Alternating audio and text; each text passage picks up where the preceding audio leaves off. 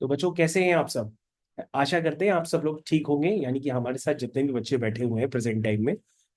तो बच्चों हम लोग आज की डेट में स्टार्ट करने जा रहे हैं आपके साथ एक्सरसाइज 9.2। लेकिन आप पूछोगे सर ये किससे रिलेटेड है, तो बच्चों ये अलजेब्रा से रिलेटेड है। तो अभी हम लोग अलजेब्रा में एक्सरसाइज स्टार्ट करने वाले हैं, जिस एक्सरसाइज का नाम है 9.2। और ये बच्चों बहुत ही इजी एक्सरसाइज है, और आप इसको सिर्फ समझेंगे और क्वेश्चंस आपके होते चले जाएंगे। तो मैं आपके साथ बस यहाँ पर स्क्रीन शेयर कर रहा हूँ, और आपको यहाँ पे पूरा पूरा समझ में आने लगेगा। तो बच्चों सबसे पहले हम यहाँ पर हेडिंग डालते हैं कि आप करने जा रहे हैं एलजेब्रा। कोई भी अभी अपना काम नहीं करेगा, सिर्फ ध्यान से समझेगा, और उसके बाद क्लास नोट्स आपको बच्चों, जिन भी बच्चों ने कोचिंग ज्वाइन कर रखी है उनको नोट्स मिल जाएंगे। तो एलजेब्रा भी हम लोग के पास है एक्सरसाइज 9.2।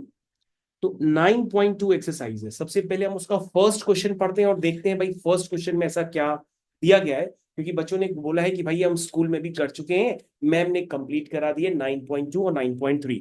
तो सबसे पहले हम लोग डिस्कस करते हैं 9.2 और फिर डिस्कस करते हैं 9.3।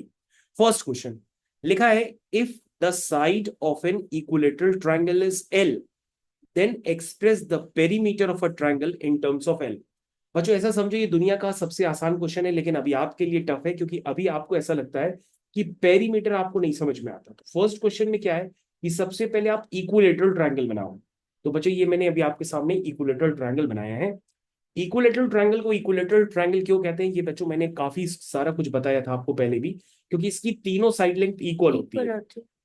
अगर एक एल है तो तीनों ही एल होंगी, और मैंने इसका नाम दे दिया ए बी सी, एक इक्विलेटरल ट्रायंगल। और बच्चों मैंने ये भी सिखाया है कि इक्विलेटरल ट्रायंगल में ये जो तीनों एंगल्स होते हैं वो क्या होते हैं, 60, 60 और 60। ये भी मैंने आपको बताया था। नहीं याद है तो अभी प्लीज आप इसको तैयार कर लो, क्योंकि मैंने आइसोसेलेस ट्रायंगल, स्केलिन ट्रायंगल, सारी प्रॉपर्टीज आपको बताई थी। नहीं याद है तो आप वापस उस वीडियो को देखिए।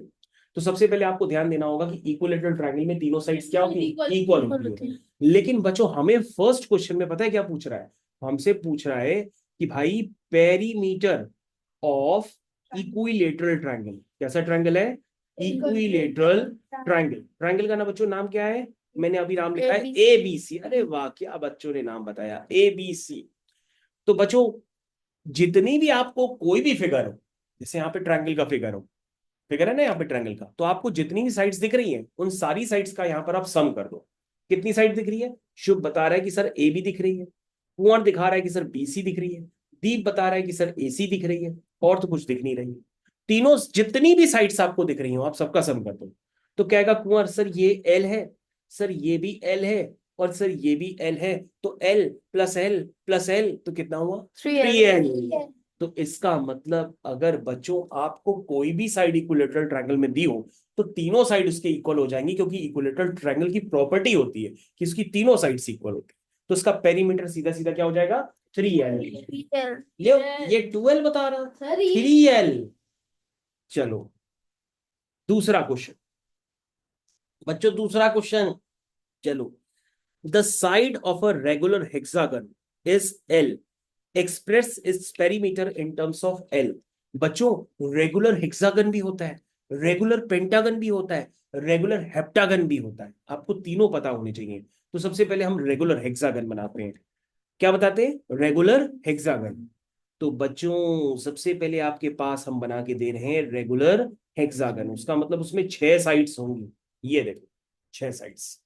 और बच्चों अगर हम रेगुलर पेंटागन बना लें तो उसमें कितनी साइड्स होंगी, 5 साइड होंगी साइशा, 5 साइड होंगी। और रेगुलर अगर हम लोग क्या बना लें इससे ज्यादा, 4 साइड्स को क्या कहेंगे, कहोगे सर 4 साइड्स का मतलब तो स्क्वायर होता है। तो इसको हम लोग स्क्वायर भी कह सकते हैं 4 साइड्स वाले को।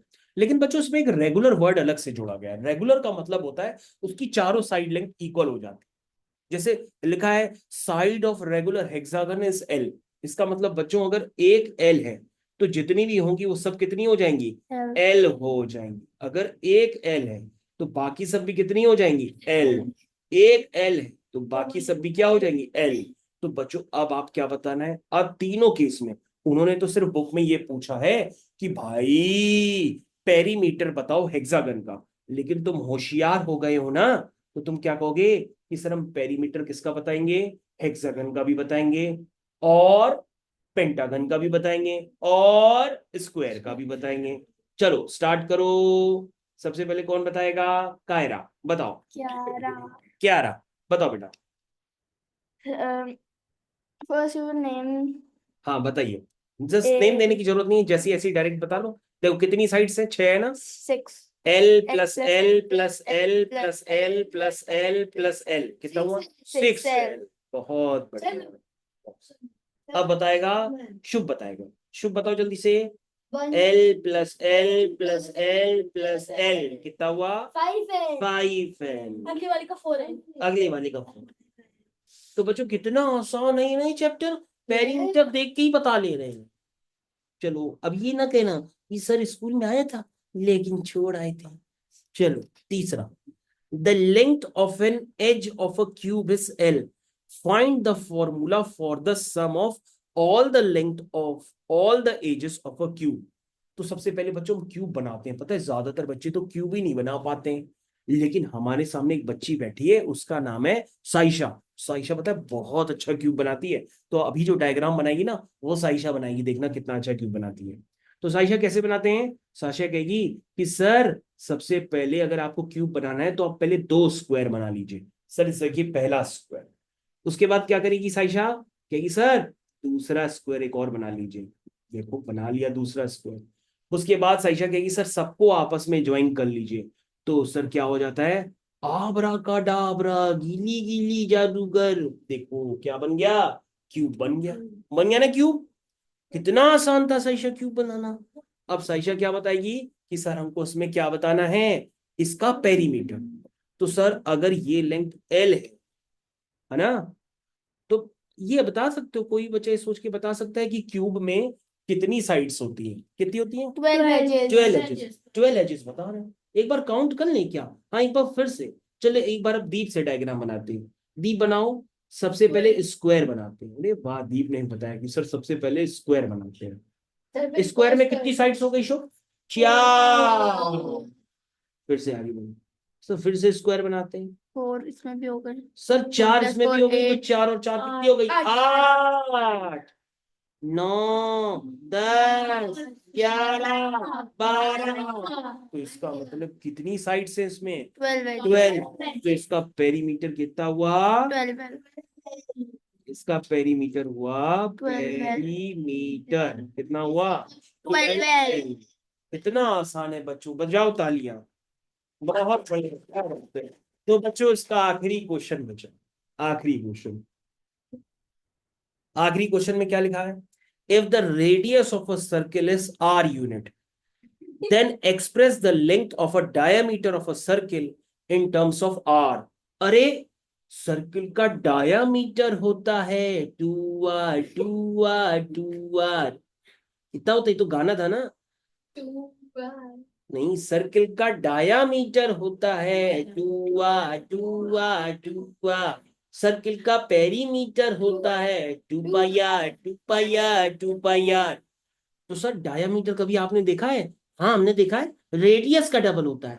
ये क्या है सर? रेडियस। और रेडियस को आगे बढ़ा दो तो क्या बन जाता है? डायामीटर। इसका मतलब ये भी आर है, ये भी आर है। तो डायामीटर की लेंथ कितनी हुई? 2r।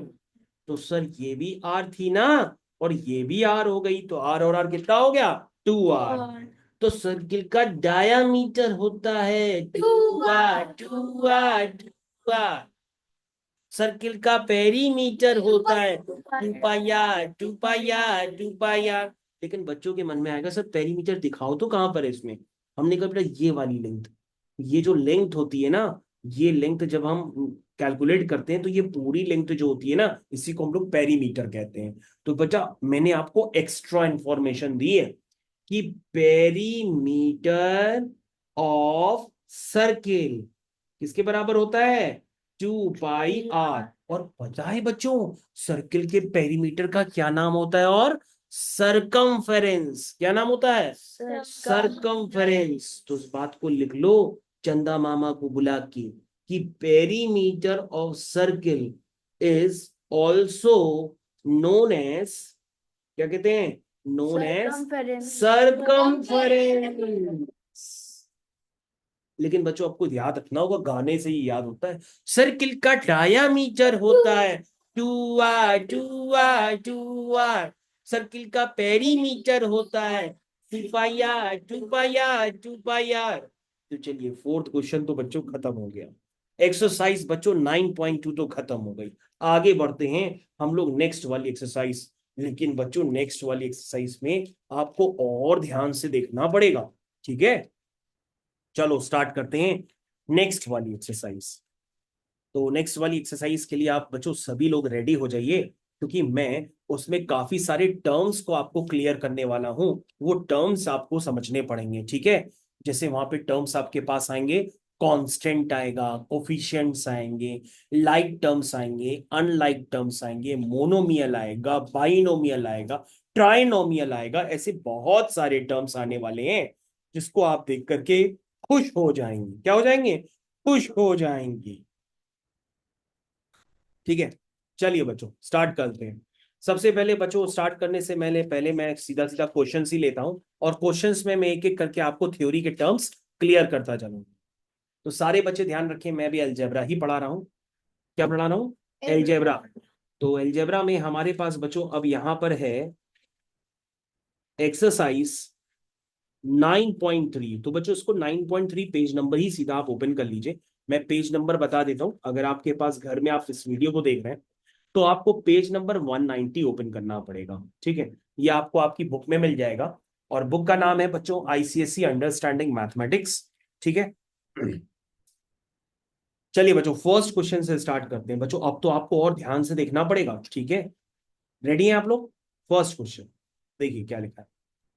लिखा है right all the terms of each of the following algebraic expression. क्या कह रहे हैं? Right all the terms of each of the following algebraic expression. तो बता रहा है बच्चों पहला एल्जेब्रिक एक्सप्रेशन है 3 - 7x। कह रहा है उसमें सारे टर्म्स लिखो कौन कौन से हैं। तो तुम पता है इसमें क्या बताओगे? कहोगे सर इसमें एक टर्म है 3, एक टर्म है -7, और एक टर्म है इसमें x। ये 3 टर्म है। जरा आंसर मैच करते जाओ बेटा। 9.3 का फर्स्ट क्वेश्चन का फर्स्ट पार्ट, जरा आंसर चेक करिए। एक बच्चा जो है आंसर खोल के ही बैठेगा और मैच करता चला जाएगा। 3 - 7x। हाँ, 3 और -7x। तो बच्चों यहाँ पे लिखने का पैटर्न थोड़ा सा अलग है, वो आपको ध्यान देना पड़ेगा। फिर से आप सभी लोग देखें, यहाँ से कॉमा लगा दिया मैंने, कॉमा यहाँ से हटा लीजिए। यहाँ पे 2 टर्म है, एक 3 है और दूसरा -7x। सारे बच्चे देखें, 2 टर्म है 3 और -7x। बच्चों अभी आपको और समझ में आएगा, जरा सेकंड पार्ट में फिर से देखिएगा। सेकंड पार्ट में लिखा है 2 - 5a + 3/2b। तो सारे बच्चे बताएंगे। अब हम एक एक करके पूछेंगे, 3 पार्ट बचे हैं। तो सबसे पहले बेटा क्या नाम है, भूल गया आपका? क्यारा। क्यारा सबसे पहले इसमें कौन सा टर्म आपको दिखाई दे रहा है? 2। उसके बाद 5a no no no no no, -5a। उसके बाद +3 हाँ, प्लस नहीं बोलते, प्लस लिखना कंपलसरी नहीं है, तुम बता सकती हो 3/2b। तो बच्चों ये 3 टर्म्स इसमें थे, और मैं आंसर भी लगातार चेक कर रहा हूँ कि आंसर आपके मैच करते रहे। आंसर भी आ रहा, थैंक यू। तो साइशा तुम ध्यान से देखो इस बोर्ड की तरफ। साइशा एक क्वेश्चन है यहाँ पर। क्वेश्चन में लिखा है 3x⁵ फिर 4y³ फिर -7xy² + 3। आपको बताना है इसमें कितने टर्म है, बताइए साइशा। कहोगे सर पहला टर्म है 3x⁵, कॉमा सर दूसरा टर्म है 4y³, कॉमा सर तीसरा टर्म है -7xy², और सर चौथा टर्म है 3। इतना आसान है। चलो सर फिफ्थ वाला पार्ट करते हैं। नहीं, फिफ्थ वाला पार्ट बताएगा दीप। 2x² -3/x +5/x² +9। तो बच्चों ये जो फोर्थ वाला पार्ट है इसका अभी हम डिस्कशन करने जा रहे हैं, लेकिन इसका आंसर जो बताएगा वो बताएगा दीप। तो दीप सबसे पहले आप बताएंगे पहला टर्म कौन सा है? 2x²। बच्चों आपको ध्यान देना होगा, मैं टर्म्स को देखो हाईलाइट करता हूं। ये है बेटा ये पहला टर्म, इसका नाम क्या है? 2x²। फिर क्या है? -3/x। फिर कितना है? 5/x², और फिर आएगा 9। ठीक है ना। तो बच्चों ये एक्सप्रेशन जो है ना, ध्यान से देखो, सारे बच्चे ध्यान से देखें। ये जो एल्जेब्रिक एक्सप्रेशन है ना बच्चों, वो कितने टर्म से मिलके बना है? 4 टर्म से। उसमें एक ये है, दूसरा ये है, तीसरा ये है और चौथा ये है। इन 4 टर्म से मिलकर के आपका क्या बना है? Algebraic expression. बच्चों फर्स्ट पार्ट तो बहुत इजी था, कंबाइन हो गया ना, हो गया कंप्लीट। दूसरा देखते हैं। दूसरे क्वेश्चन में लिखा है write down the algebraic expression whose terms are 5 and -2x। बच्चों ये रिवर्स काम हो गया। 5 अब minus इस 2x. अरे वाह, कह रहा है कोई एल्जेब्रिक एक्सप्रेशन, उसमें 2 टर्म है 5 -2x।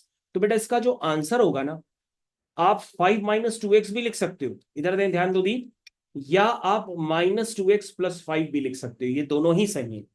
आप 5 -2x भी लिख सकते हो और -2x + 5 भी लिख सकते हो, ये दोनों एक ही बात है। चलो सेकेंड वाला पार्ट करते कंप्लीट। ठीक है, सेकेंड वाले पार्ट में बारी आती है कुंवर की। -3 + 5x2 - 7x5। फिर से बताओ बेटा। -3 +3 + 5x² -7x पावर। बहुत बढ़िया, कुंवर विजेता हुआ आज। -3 थर्ड पार्ट क्या है? लिखा है a²। फिर दूसरा है, रुक जाओ, पहले हम टर्म लिख लें, -2b² है, फिर लिखा है 3c² है, फिर लिखा है 7 है। चलो बच्चों बनाते हैं एल्जेब्रिक एक्सप्रेशन। सबसे पहले आएगा a² -2b² + 3c² + 7। फोर्थ वाला part 2x -3/x 7y/x², 5z और माइनस, ये है। Plus 7y x plus 5x -1. बच्चों कितना आसान था ना। तो बच्चों मैं सारे एक्सप्रेशन को हाईलाइट भी कर देता हूँ। ये आखिरी वाला आंसर था, ये उससे पहले वाला, ये उससे पहले वाला और ये उससे पहले वाला। ठीक है, तो इस तरह से बच्चों आपको आंसर लिख सकते हैं। चलिए बच्चों, बच्चों अभी तो इजी क्वेश्चन है, पता है बहुत इजी क्वेश्चन। चले अब आया है थर्ड क्वेश्चन। थर्ड क्वेश्चन में क्या लिखा है? लिखा है state the number of terms in each of the following algebraic expression. बच्चों अब बताना है कि ये जितने भी एक्सप्रेशंस दिए हैं उसमें नंबर ऑफ टर्म्स कितने हैं, ये काउंट करके आपको बताना है। ठीक है, तो मेरे ख्याल से अब हो सकता है आपको प्रॉब्लम क्रिएट। चलो अब बच्चों यहाँ पे नंबर ऑफ टर्म्स बताने हैं सारे बच्चे, अब यहाँ पे ध्यान देंगे। मैं फर्स्ट पार्ट आपको कंप्लीट करके बताता हूं। लिखा है x/2 + y-3, ये लिखा है। तो बच्चों यहाँ पे ध्यान देंगे आप। सबसे पहले बच्चों अगर हम 4 को 2 से डिवाइड करते हैं तो इसमें 2 टर्म नहीं है, इसमें सिर्फ एक ही टर्म है, विच इज 2, क्योंकि 4/2 = 2। तो बच्चों अगर हम 2 टर्म्स को आपस में डिवाइड करते हैं ना, तो फाइनली हमारे पास टर्म कितना आता है? एक ही टर्म आता है। उसी तरह से बच्चों आपको ध्यान देना होगा कि जब आप x को किससे डिवाइड करेंगे? 2 से डिवाइड करेंगे, क्योंकि बच्चों आपको हो सकता है कभी ना कभी भी किसी ने पढ़ाया हो कि बॉड मास भी होता है। तो बॉड मास में सबसे पहले हम ब्रैकेट को सॉल्व करते हैं, यहाँ ब्रैकेट तो है नहीं। फिर हम ऑफ ऑफ का मतलब होता है मल्टीप्लाई, उसको सॉल्व करते हैं, वो यहाँ पर है नहीं। यहाँ पर सबसे पहले आपको क्या दिखाई दे रहा? डिवाइड। तो बच्चों यहाँ पे सबसे पहले डिवाइड दिखाई दे रहा। क्या दिखाई दे रहा? कि x को आपको किससे डिवाइड करना है? 2 से। तो बच्चों जब हम x को 2 से डिवाइड करेंगे तो ये टर्म हमको कैसे डिवाइड दिखाई देगा? x/2 दिखाई देगा। फिर आगे क्या दिखा है? +y लिखा है, फिर आगे -3 लिखा है। तो बच्चों जब आप इस एक्सप्रेशन को इस तरह से लिखेंगे तो इसमें आपको नंबर ऑफ टर्म्स नजर आएंगे। तो पहला टर्म क्या है? x/2। दूसरा टर्म क्या है? y। और तीसरा टर्म क्या है? 3। तो बच्चों इसमें कितने टर्म्स हैं? 3 टर्म्स हैं। लेकिन बच्चों अगर आपको ये डिवाइड वाला कॉन्सेप्ट नहीं क्लियर है ना, तो आप पता है क्या बताओगे? आप ऐसे बताओगे, सर 1 2 3 4, और वो गलत हो जाएगा। तो जो डिवाइड वाला टर्म हो ना, तो उसको बच्चों इस तरह से लिखना है जैसे मैंने आपको अभी सिखाया। तो बच्चों अगर आप थर्ड क्वेश्चन का फर्स्ट पार्ट चेक भी करेंगे ना, तो उसमें आंसर कितना आ रहा है? 3 आ रहा है। बहुत बढ़िया सेक्शन। चलिए उसके बाद बच्चों हमारे पास सेकेंड वाला पार्ट है। सेकेंड वाले पार्ट में क्या लिखा है? 2x + y-3 whole divided by 5, ये लिखा है बच्चों। तो बच्चों देखो उसको लिखते कैसे हैं, देखना बच्चों, सारे बच्चे इधर ध्यान दें। इसको बच्चों लिखेंगे 2/5x या इसको अलग अलग भी आप डिवाइड करके ऐसे लिख सकते हैं, दिस इज 2x/5। फिर क्या लिखा है, y/5। फिर लिखा है -3/5। तो बच्चों इसमें नंबर ऑफ टर्म्स कितने हैं, 3। बच्चों ध्यान देना एक मिनट, कोई बच्चा बोला कि सर आपने गलत लिखा है, हमने बेटा गलत नहीं लिखा है, क्योंकि अगर हम इसका एलसीएम ले लेंगे ना, अगर मैथमेटिक्स का ये रूल होता है, अगर आप एलसीएम लेकर के वापस उसी स्टेप पे पहुंच जाते हो तो इसका मतलब आप सही हो। तो बच्चों अगर आप एलसीएम लोगे तो 5 1 जा 5, 1 2x जा 2x। देखो एलसीएम लेने पर वापस वही आ गया ना, एलसीएम लेने पर वापस वही आ गया, इसका मतलब जो आपने लिखा है वो क्या है, सही है। क्या है, सही है। तो इसका मतलब आप इसको ऐसे ब्रेक कर सकते थे। तो उसमें नंबर ऑफ टर्म्स कितने हैं, 1 2 3। बच्चों पहले टर्म की वैल्यू क्या है, 2x/5। दूसरे टर्म की वैल्यू क्या है, y/5। तीसरे टर्म की वैल्यू क्या है, -3/5। सेकेंड, थर्ड वाला पार्ट, थर्ड वाले पार्ट में क्या लिखा है, a² comma -2b² comma 3c² comma 7। अरे ये कौन सा क्वेश्चन लिख दिया, ये थोड़ा ना था। थर्ड क्वेश्चन का थर्ड पार्ट लिखना था, सेकंड क्वेश्चन का थर्ड पार्ट लिख पाए। तो बच्चों के लिखा है 5 × AB -7। तो बच्चों ये कौन सा क्वेश्चन है, थर्ड क्वेश्चन का थर्ड पार्ट। बच्चों थर्ड क्वेश्चन का थर्ड पार्ट लिखा है, ध्यान दीजिएगा। हाँ चलिए बच्चों, बच्चों एक बात बताओ, अगर 5 को मल्टीप्लाई करते हैं AB से तो वो टर्म एक ही रहेगा और वो टर्म बन जाएगा 5AB। क्या बन जाएगा, 5AB -7। तो बच्चों इसमें नंबर ऑफ टर्म्स कितने हैं, कितने, कहोगे सर ये पहला टर्म है और ये दूसरा टर्म है, तो उसमें नंबर ऑफ टर्म्स कितने हैं, 2। लेकिन बच्चों अगर किसी ने सही नहीं पढ़ा ना, पता है क्या बताएगा, वो ऐसे बताएगा, गुरुजी एक टर्म है 5, गुरुजी एक टर्म है A, फिर एक टर्म है B, फिर एक टर्म है -7। तो कितने बताएगा, 4। हो जाएगा गलत। क्योंकि बोलने हमको 2 है। बोलने 2 हैं क्योंकि डिवाइड भी वाला एक टर्म होता है और मल्टीप्लाई वाला भी एक ही टर्म होता है। तो 5 × AB दैट मीन्स 5AB, हम उसको एक ही टर्म काउंट करेंगे। जैसे देखो ना 3 × 5 क्या हुआ, 15। तो 15 एक ही है ना। चलो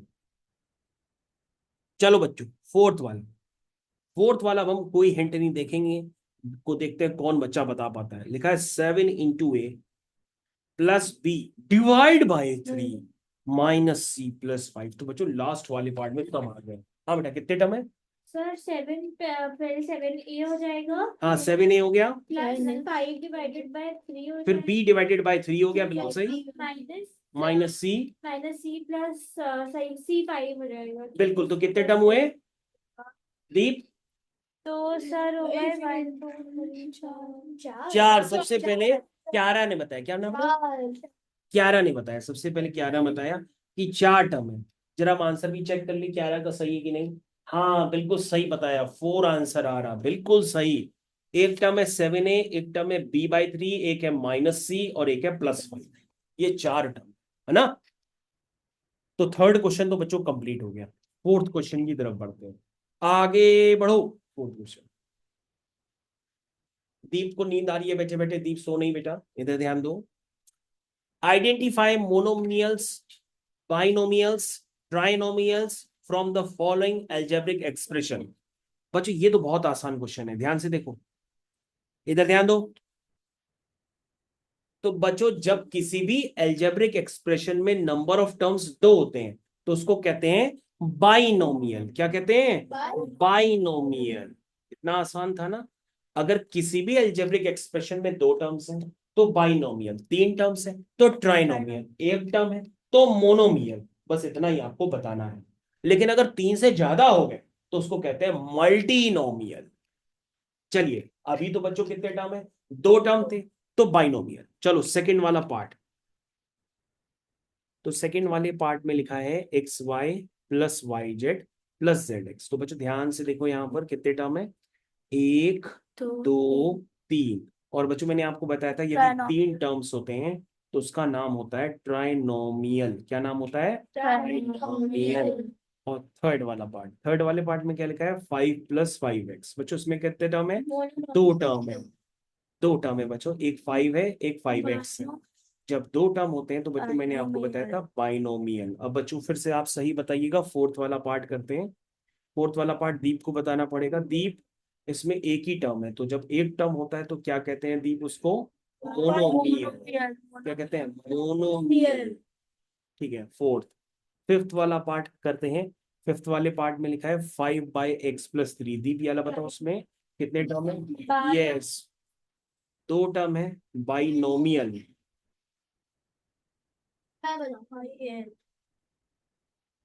ठीक है, तो यहाँ बच्चों ध्यान से देखिए ना, आप पहला टर्म दूसरा टर्म 2 टर्म्स हैं। जितने भी नंबर ऑफ टर्म्स होंगे उसी के बेसिस पे आपको बताना है।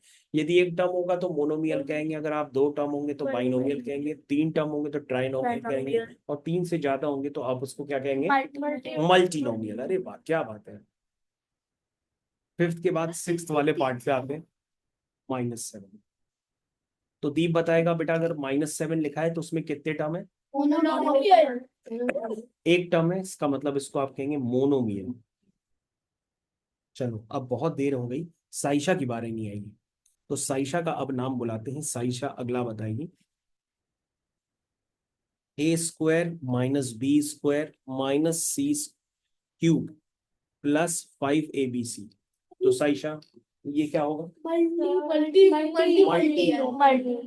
इसको कहते हैं multinomial. Multinomial, multinomial, multinomial, multinomial. तो उसमें 3 से ज्यादा टर्म है तो उसका नाम होगा मल्टीनोमियल। चलिए, सिक्स्थ, सेवेंथ, चलिए भाई एट्थ वाला। हाँ, बहुत देर हो गई, शुभ की बारी नहीं आई है। शुभ बताएगा कि -5A²B²C², इसमें नंबर ऑफ टर्म्स कितने हैं?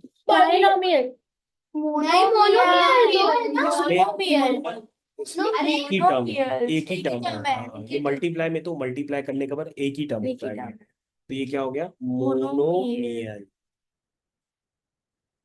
चलो शुभ, तुमको दोबारा चांस दिया जा रहा है, अब सोच के बताना है। 1+x+x² + x³ + x⁴ बताओ बेटा। मल्टीमोनोमियल। हाँ, मल्टीनोमियल। मल्टीनोमियल। देखो, multinomial, multinomial, multinomial, this is multinomial. Ninth वाला। तो शुभ को एक बार फिर से हम लोग मौका देते हैं सही करने का। 10th, x/5 + y/3। बताओ शुभ। हाँ, क्या था?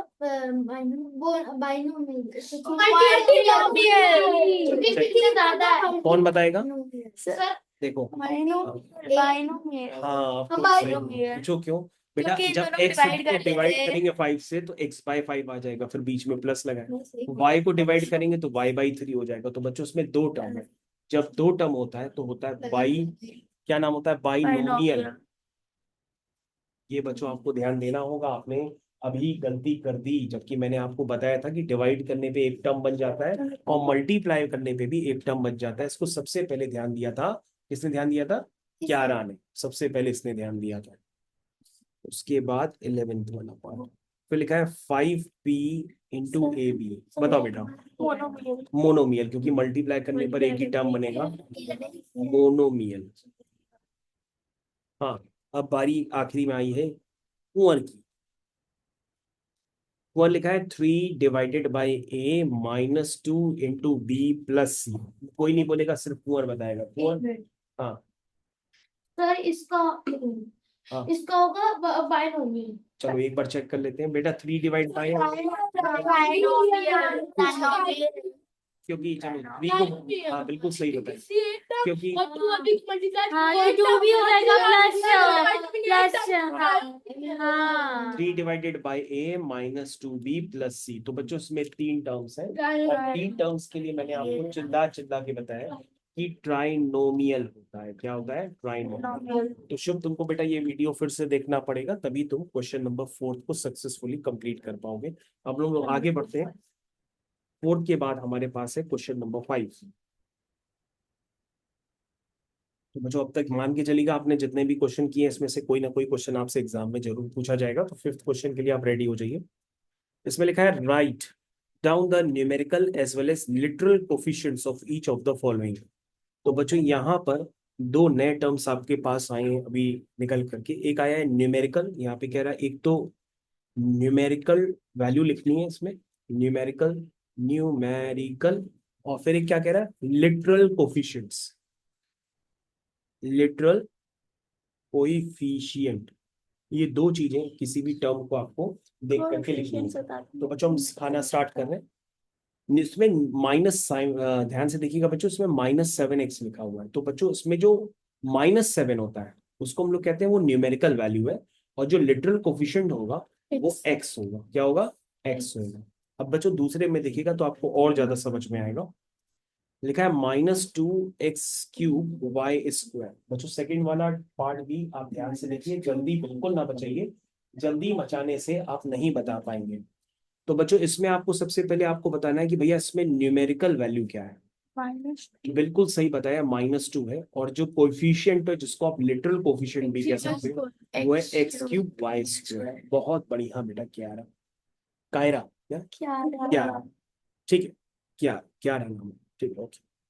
थर्ड पार्ट फिर क्यारा के नाम 6abcd²। बेटा जल्दी से बता दो इसमें, न्यूमेरिकल अरे वाह, 6 ABCD सिक्स square न्यूमेरिकल है। ABCD square is the literal coefficient. हाँ ये बच्चों हो गया लिटरल कोफिशिएंट, या सिर्फ आप कोफिशिएंट्स भी लिख सकते हैं। ठीक हो गया। तो बच्चों फिफ्थ पार्ट भी आपका सफलतापूर्वक कंप्लीट हो गया। सिक्स्थ वाले पार्ट की तरफ चलते हैं। उसमें लिखा है write down the numerical coefficient of each term of the expression. Okay, तो बच्चों आपका न्यूमेरिकल कोफिशिएंट लिखना है एक्स की पावर। बच्चों यहाँ देखिएगा, यहाँ पे आप 100% गलत कर देंगे। सारे बच्चे इस क्वेश्चन को ध्यान से देखेंगे, और ये क्वेश्चन बच्चों एग्जाम में पहले पूछा भी जा चुका है, क्योंकि मैंने पहले भी ये सब क्वेश्चन पेपर्स आपके पहले भी सॉल्व किए, तो ये क्वेश्चन में अब मिला था हमको। तो यहाँ पे हम लोग इसको कंप्लीट करते हैं। इधर ध्यान देंगे बच्चों, सबसे पहले क्वेश्चन को दोबारा रिपीट कर लेते हैं। क्या लिखा है? Write down the numerical coefficient. तो बच्चों x⁴ का न्यूमेरिकल कोफिशिएंट क्या है? 1 है। क्या है? 1। xy² का न्यूमेरिकल कोफिशिएंट कितना है? -5। और x² का न्यूमेरिकल कोफिशिएंट है 7, और x का न्यूमेरिकल कोफिशिएंट है -2/3, और यहाँ पे न्यूमेरिकल कोफिशिएंट दिया है -1/2। तो बच्चों न्यूमेरिकल कोफिशिएंट का मतलब हर कोफिशिएंट के साथ जो कांस्टेंट वैल्यू होती है, जैसे 1 2 3 4 ये सब कांस्टेंट होते हैं, उसी को ही हम लोग लिखते हैं। ठीक है, तो देखिए जरा आंसर मैच करिए। 1 -5 7 -2/3 एंड -1, सब आंसर आपके मैच कर रहे हैं। ठीक है, और अगर मैं पूछूं बच्चों इसमें कोफिशिएंट्स क्या है, तो सबसे बोलोगे सर कोफिशिएंट्स, सर ये तो न्यूमेरिकल हो गया, और कोफिशिएंट सर अलग से लिख देते हैं। सर एक वो x⁴, और सर यहाँ हो गया xy², यहाँ हो गया सर x², यहाँ हो गया x। बस सर इतना ही कोफिशिएंट्स है, क्योंकि -1/2 के साथ तो कोई कोफिशिएंट है भी नहीं। ठीक, सेवेंथ क्वेश्चन की तरफ आ चुके हैं। सेवेंथ क्वेश्चन में लिखा है इन -7, लिखा है -7 xy² z³ right down the coefficient of x।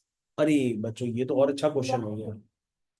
सबसे पहले पूछ रहा है कि भैया आपके पास, मैं इसको हाईलाइट करता हूं, ध्यान से देखिएगा।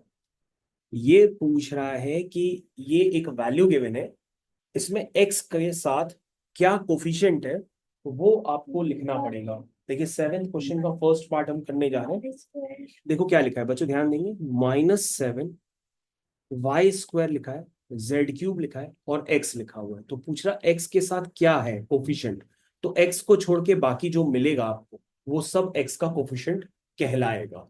तो इसमें x का कोफिशिएंट बच्चों क्या है, शायद आपको दिखने लगेगा, x को छोड़ करके, यानी कि -7 y² z³। This is a coefficient of x, this is a coefficient of x। फिर से देखो, अभी आपको शायद कम समझ में आया हो, तो आप लगातार अभी देखते रहिए सारे पार्ट्स। दूसरा पार्ट है बच्चों, कह रहा है कि इस सेम एक्सप्रेशन में आपको 7x का कोफिशिएंट बताना है। तो बच्चों आप क्या करेंगे, आप 7x को छोड़ करके बाकी जितना है सब बता दीजिए। y²। तो तुम कहोगे सर 7x को छोड़ करके y² है, z³ है, और सर एक माइनस 7x का जो कोफिशिएंट है, बच्चों ध्यान दीजिए, 7x को छोड़ करके बाकी जो भी कुछ बचेगा वो 7x का क्या कहलाएगा, कोफिशिएंट कहलाएगा। तो y² है, z³ है, और एक माइनस भी था। थर्ड पार्ट में देखो बच्चों फिर से बता रहे हैं, ये कह रहा -xy² का कोफिशिएंट बताओ। तो तुम क्या करोगे, इसमें माइनस को छोड़ दो, x को छोड़ दो, y² को छोड़ दो, और बचा हुआ टर्म बता दो, वही इसका कोफिशिएंट होगा, यानी कि 7z³ क्या होगा, 7z³। समझ पाए कि नहीं समझ पाए भाई, आप लोग समझ पाए? चलिए बच्चों फिर से हम लोग एक पार्ट करते हैं, अब थोड़ा सा और ज्यादा एक्सप्लेन करते हैं तो आपको शायद और समझ पाए। फोर्थ वाला पार्ट, फोर्थ वाले पार्ट में कह रहा है कि भैया आपके पास जो वैल्यू गिवन है ना, ये वैल्यू गिवन है, इसमें आपको कोफिशिएंट बताना है एक्स वाई का। तो तुम कहोगे सर एक्स वाई का कोफिशिएंट बताना है इसमें, हाँ तो सर इसमें एक्स वाई अपीयर तो कराइए। हमने कहा कैसे, कहोगे सर देखो एक्स इसमें लिखा है लेकिन सर वाई नहीं लिखा है, वाई² लिखा है। तो हमने कहा वाई² कैसे बनता है, वाई इंटू वाई से बनता है वाई²। तो वाई² को 2 बार लिख दो, वाई इंटू वाई, और z³ को लिखे रहने दो। अब तुम चेक करो कि इसमें एक्स वाई का कोफिशिएंट बताना है, तो तुम एक्स वाई को छोड़ दो, बाकी सारे टर्म लिख दो। तो उसमें बाकी सारे टर्म कौन से बचे, बाकी सारे टर्म बचे -7y z³। बच्चों ये फिर से क्वेश्चन समझिएगा, आपके पास फिर वही एक्सप्रेशन है -7xy²z³। ये पूछ रहा है इस एक्सप्रेशन में, ध्यान से देखिएगा, ये एक्सप्रेशन में पूछ रहा है कि z³ का कोफिशिएंट क्या होगा। तो तुम कहोगे सर z³ का कोफिशिएंट बताना है, तो z³ को सर छोड़ देते हैं, बाकी सब बता देते हैं। तो -7xy²। समझ में आया, सही से समझ पा रही हो? सिक्स्थ वाला देखो, सिक्स्थ वाले में कह रहा कि वही सेम एक्सप्रेशन है, और उस सेम एक्सप्रेशन में आपको कोफिशिएंट किसका बताना है, कोफिशिएंट बताना है -7z। बच्चों इसमें आपको ध्यान से देखना होगा, -7z का कोफिशिएंट बताना है।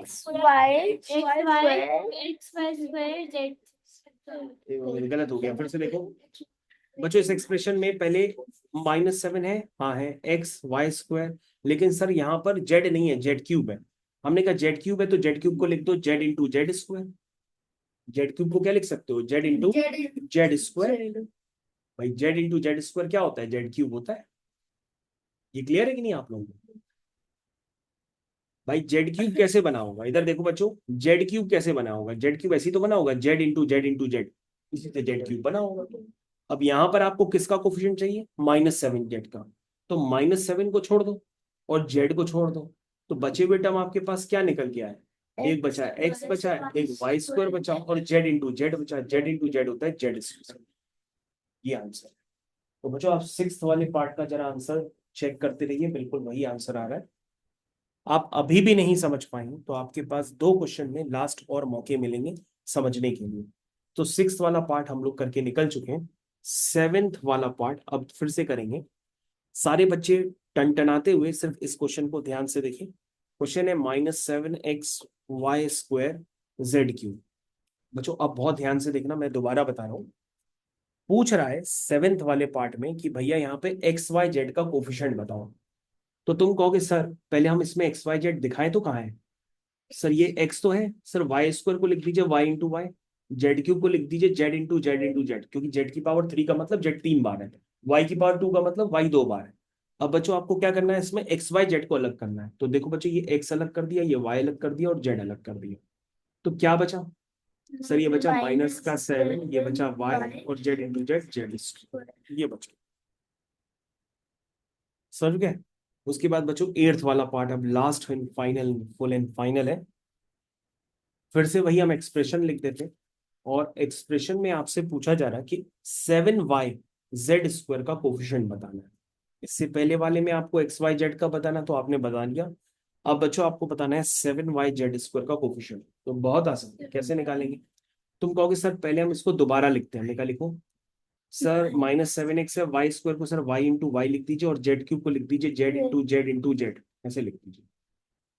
सर क्या क्या क्या आपको चाहिए, सर आपको 7 चाहिए, ठीक है, सर आपको y चाहिए, सर आपको z² चाहिए, z² मतलब 2z चाहिए, ठीक है, z² का मतलब 2z चाहिए।